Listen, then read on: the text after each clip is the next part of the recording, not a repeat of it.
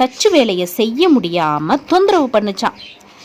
ஒரு நாள் தச்சர் என்ன பண்ணாருன்னா 2 கைகள்லையும் ஆயுதங்கள் வச்சு வேலை செஞ்சுக்கிட்டு இருந்தாராம்.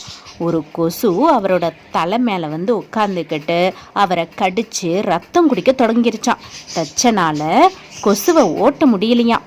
இதனால் நிம்மதி இழந்த தச்சர் என்ன பண்ணாருன்னா தனது மகனை அழைச்சி, நான் வேலை செஞ்சு முடிக்கிற வரைக்கும் இங்கேயே இருந்து கொசுக்கள் என்னை தொந்தரவு செய்யாமல் பார்த்துக்கோ அப்படின்னு சொன்னாரா.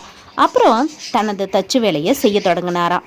தச்சனுடைய மகனுக்கு அறிவு கூர்மை கொஞ்சம் குறைவு தான். கொசுவை எப்படி விரட்டுறது அப்படின்னு அவன் யோசிச்சானா.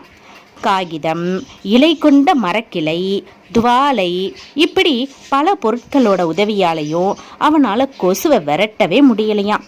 அப்போது அவனுடைய பார்வை கீழே கிடந்த கோடரி மேலே விழுந்துச்சான். இதை கையில் எடுத்துக்கிட்டு அடுத்த வர கொசுவுக்கா